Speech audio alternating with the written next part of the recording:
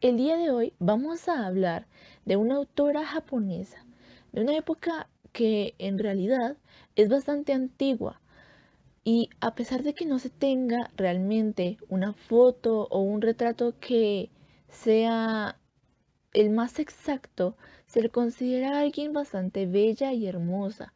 Ella ha sido importante para la parte literaria de su país y en lo que nos vamos a centrar es en su historia, quién fue ella, en su contexto, la sociedad que la rodeaba y por supuesto, ¿por qué no?, sus obras, lo que la hizo ser esa persona importante.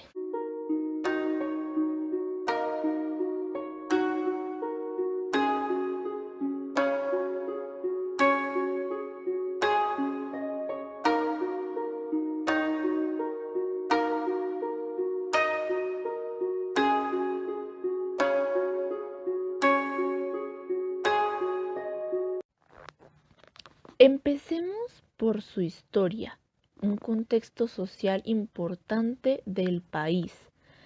Japón es un lugar, un país en el que divide su historia por periodos. Cada periodo lleva un nombre. En este caso, el periodo en el que nos vamos a centrar es el Heian, el cual va desde el año 794 al 1185. Este periodo, por distintos hechos, por distintas circunstancias, se divide en dos mitades. Por ahora, centrémonos en la primera mitad. Durante la primera mitad, el emperador Kanmu establece como nueva capital lo que en ese entonces se llamaría Heian-kyo, actualmente lo que se conoce como Kioto. Es a partir de ahí que se reconoce el inicio de un nuevo periodo, es decir, el periodo Heian. Aquí se trata de establecer una centralización administrativa del país. Sin embargo, a pesar de tratar de mantener el poder real durante su mandato y el de sus primeros sucesores, lo que sería equivalente a un medio siglo, rápidamente iría cediendo parcelas de poder cada vez mayores a las familias nobles de la corte, en especial a la familia de los Fujiwara. La organización gubernamental de este país era, en la cima, el más importante y poderoso de todos, el emperador, quien era ayudado de altos ministros y un consejo de estado encargado de supervisar un elaborado sistema burocrático, el cual estaba organizado en 8 ministerios y numerosas oficinas. Además de esto, contaba con una población de alrededor de 6 a 7 millones de habitantes y estaba dividido en un total de 68 provincias, cada una dirigida por un gobernador, quienes a su vez estaban divididas en distritos, las cuales estaban supervisados por oficinas administrativas. Las élites del país se mantenían en los cargos de poder y las grandes familias fueron adquiriendo con el tiempo un papel cada vez más importante. Esta característica se ha mantenido desde esa época hasta incluso la historia contemporánea, es decir, actualmente, lo que generó fenómenos como los clanes samurái o incluso asociaciones empresariales. Muchas otras cosas también sucedieron, pero lo que más tiene relevancia es estas dos.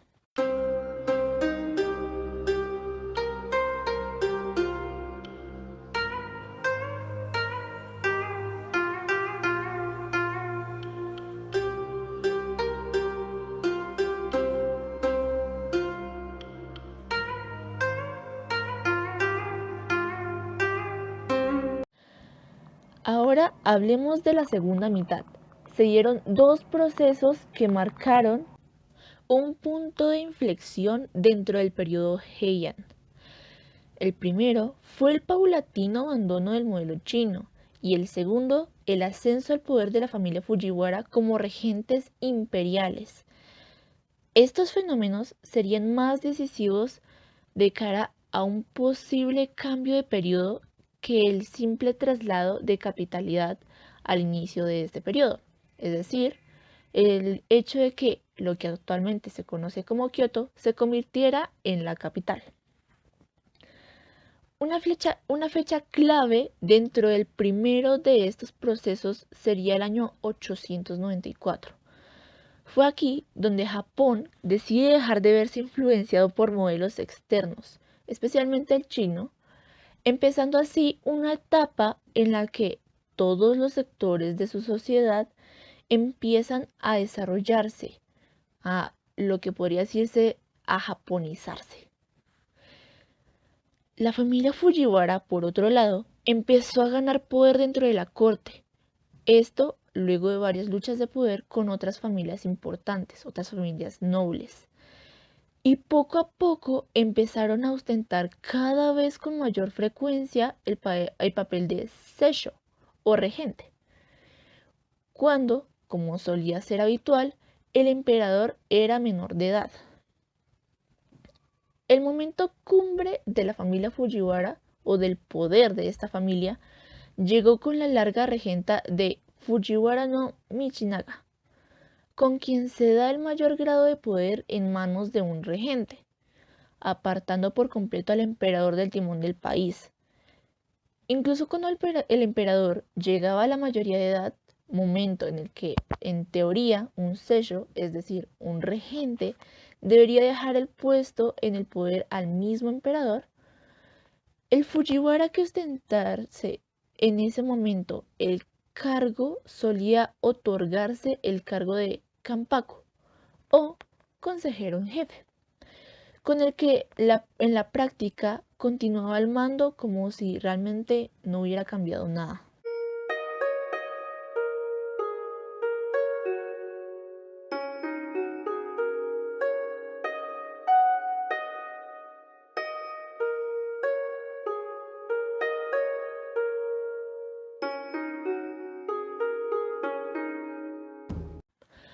Ahora hablemos un poco de nuestra autora japonesa. No se le conoce su nombre real, por lo que solo se la conoce por su seudónimo, el cual es Murasaki Shikibu. Nació en el año 978 y falleció en el 1016. Nació en Edo, lo que ahora se conocería como Tokio. En ese entonces no era la capital, pero sí era una de las más importantes del país. Su estatus social, con el que ella contaba, era de la nobleza al pertenecer a una de las ramas de los Fujiwara. No era la principal, pero era parte de la familia. Una importante familia de la nobleza que estaba al servicio de la, en ese entonces, emperatriz Akiko, como funcionarios de la corte. En su familia se tenía como una noble tradición el culto a las letras, es decir, el aprender todo lo que tenía que ver con la escritura, y que dio a Japón una gran cantidad de nombres eminentes en todos los campos. Su bisabuelo, por ejemplo, Fujiwara no Kanesuke, había sido un famoso poeta, y su padre, Fujiwara no Tametoki, era un buen literato.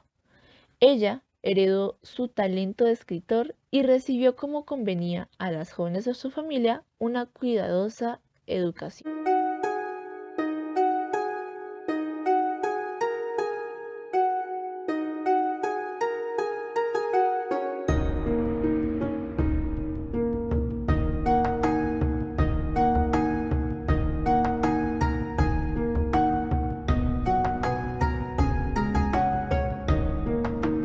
Ahora bien, antes de continuar, hay que entender una cosa importante y es el lenguaje del país de Japón, que siempre se ha manejado es el japonés. Desde sus inicios se ha visto influenciado por lo que es el chino. Para su adaptación se ayudó en parte de una religión externa junto a su escritura, la budista. De allí nació lo que sería el katakana o kana, donde cada símbolo representa una sílaba. Tiempo después, durante la época de Murasaki, se hizo una mejora, es decir, otra adaptación, lo que se conoce como el kanji, donde cada símbolo puede representar una letra o una sílaba. Las mujeres del del Tribunal de Heian en Kioto desarrollaron el hiragana. Esto fue con la intención de realizar una expresión escrita, una forma de escritura mucho más artística, siendo que este sistema de escritura fuera usado especialmente en poemas y novelas. De este modo quedarán establecidas tres formas diferentes de escribir del japonés, una ideográfica, el kanji, y dos fonéticas, el katakana y el hiragana. Por lo que las traducciones en un inicio que se dieron para Europa no fueron lo más sencillo que se pueda decir, porque era complicado. Esto se debe a los distintos significados que puede dar una palabra escrita, dependiendo en qué sistema de escritura estuviera escrito, si en kanji, en katakana o en hiragana, y la forma en que se escribiera. En Japón, la forma más tradicional es la vertical. Sin embargo, también se puede escribir de manera horizontal. Dependiendo de cómo se escriba, puede tener una significancia diferente. En vertical, la combinación de los símbolos puede dar una palabra si se ponen de manera horizontal pueden significar una completamente distinta. Por lo que las dificultades de comprensión del idioma provocaron malas traducciones e interpretaciones, lo que generó grandes cantidades de malas críticas a más de una obra. Por esto, a pesar de la rápida propagación al interior del país, las obras de esta autora, Murasaki, no fueron tan abiertas de manera internacional. Un ejemplo de esto fue con una de sus obras, una novela específicamente, cuando fue intentando traducirse en Europa. No se había traducido totalmente cuando ya fue mal juzgada por algunos críticos, entre ellos Busquet, mientras que otros exageraron en sentido opuesto, alabándola en gran medida, como por ejemplo Aston, el más equilibrado y competente de todos los estudiosos. Él resume de este modo las dotes esenciales de la obra y de su autora. Dice: hay en Genji pasión, brío, una abundante vena de placenteras emociones y aguda observación de hombres y costumbres, una apreciación del hechizo de la naturaleza y un dominio de los recursos de la lengua, aunque nunca melodramática. Murasaki nos ofrece muchas situaciones y raramente es pesada, mujer verdaderamente culta, aborrece toda pedantería y lujo estilístico, venenos de muchas novelas del Japón moderno.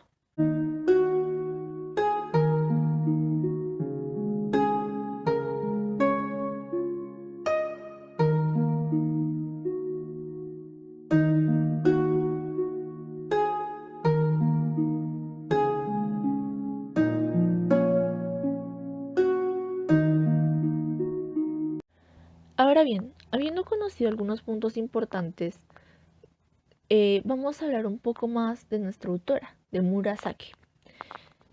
En 996, ella acompañó a su padre a la provincia de Echize, lo que hoy correspondería a la parte norte de la prefectura de Fukui. En esta provincia resulta que su padre había sido nombrado gobernador y para 998 conoció a Fujiwara no Nobutaka, con quien tuvo que casarse al año siguiente. De este matrimonio nacieron dos hijas, Katako, conocida también con el nombre de Daini no Sami, y su otra hija, Beno Tsubone. En 1001, a los 3 años solamente de haberse casado, murió su marido, al parecer de una epidemia, y ella, profundamente conmovida, se retiró a la vida privada, entregándose totalmente al estudio.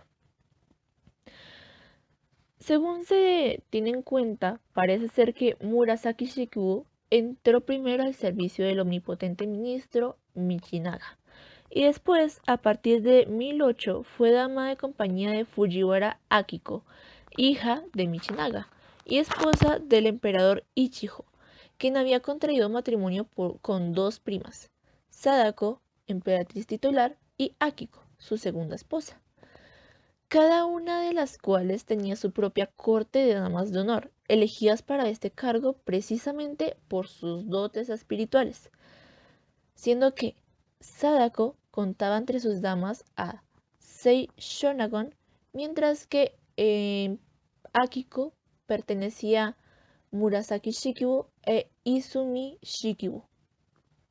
Para aquella época, en que toda la producción literaria tenía carácter aristocrático y surgía de la corte, un único hogar cultural de Japón, la mujer ocupaba en la sociedad un lugar diametralmente opuesto al que tendría en el futuro. La mujer en ese entonces, especialmente si era de la parte de la corte, recibía la misma educación e instrucción que los hombres, los cuales, lejos de considerarlas inferiores, la respetaban y competían con ella en las actividades espirituales, especialmente con Murasaki. Alrededor del año 1000, las mujeres tuvieron la suerte de la literatura japonesa, lo que puede explicarse bien dado que los hombres de ese tiempo vivían en el ocio y la molicie, o porque estaban absorbidos por los estudios chinos, tradicionalmente considerados también como la única ocupación seria reservada para ellos. Mientras que las mujeres, por el contrario, habían hecho objeto de sus preferencias. La lengua nacional y su mentalidad no se mostraba esclavizada de influencias externas o diferentes a su pensamiento, por lo que ellas, sin ninguna preocupación, podían dar libre expresión a lo que era su propia fantasía en la lengua que habían emprendido desde su infancia.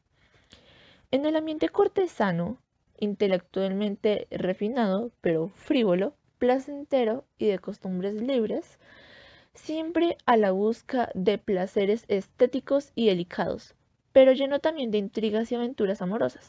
Murasaki Shikibu constituyó una noble excepción.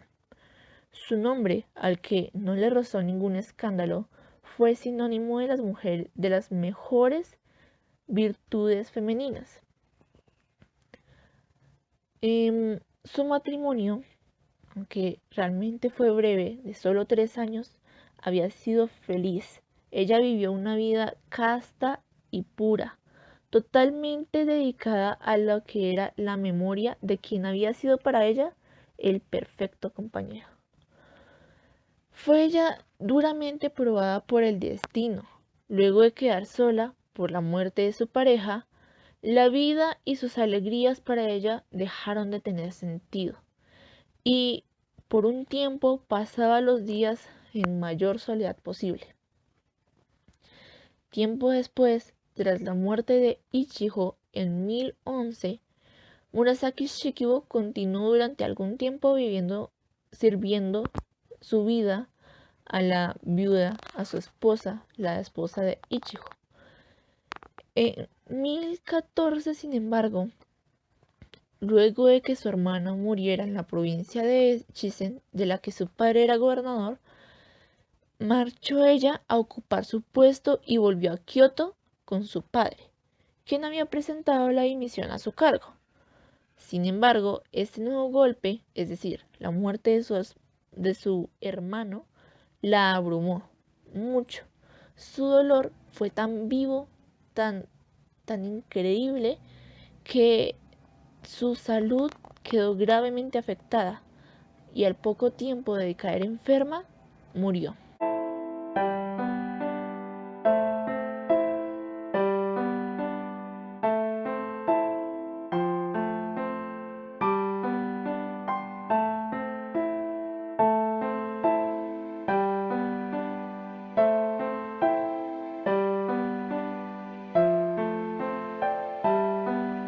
Ahora bien, hablemos de sus obras. Normalmente se tiene en cuenta que los autores, especialmente si son alguien importante para la historia de un país o si es alguien famoso, ha de tener muchas obras, muchos escritos, y de los cuales se destacan algunos más que otros. En este caso es todo lo contrario. Los pocos escritos que ella hizo, las cuales fueron solo 2, se destacaron mucho, aunque hubo uno que se destacó más que el otro. El primero es Murasaki Shikibu Nikki, un diario en el que cuenta a rasgos levemente generales su vida propia y por tanto su contexto, su estatus social, lo que ella vivió. Luego, ella escribió lo que sería Genji Monogatari, o también la historia de Genji. Esta está compuesta de 54 capítulos, los cuales también están divididos en diferentes tomos. Aquí narra las aventuras del príncipe Genji, un personaje imaginario creado por la autora, por Murasaki. En Genji Monogatari es una descripción viva y psicológicamente eficaz del ambiente de la corte de su tiempo, el cual produce la mentalidad, los gustos, las debilidades, los méritos, los defectos, es decir, en una palabra, la vida. La obra retrata una sociedad afeminada y entregada al placer fugitivo, sin preocuparse por el futuro, sin apreciar el pasado.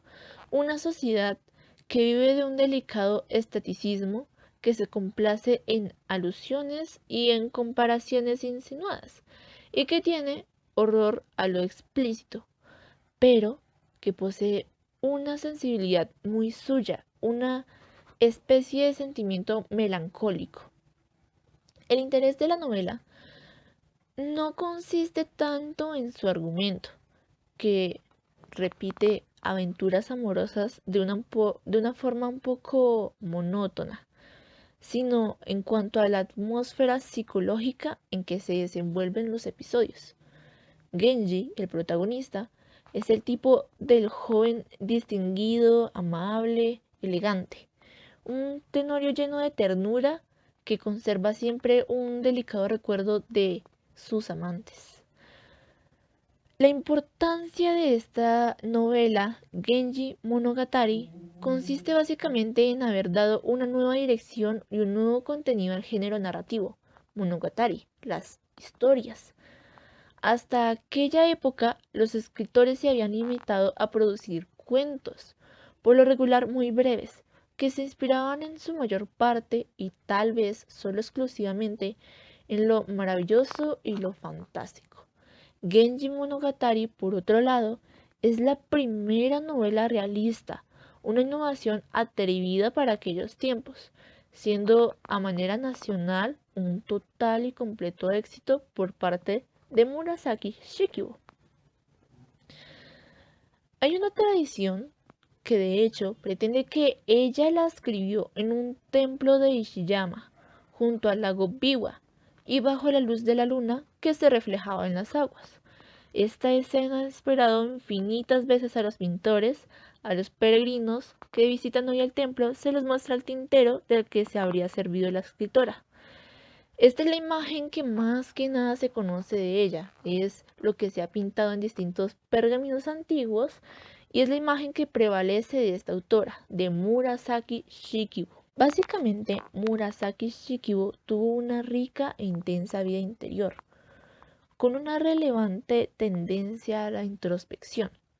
Fue sin duda este el aspecto más sobresaliente de su carácter, al que debe sumarse, por supuesto, un sentimiento siempre noble y un trato exquisitamente elevado, incluso en la crítica.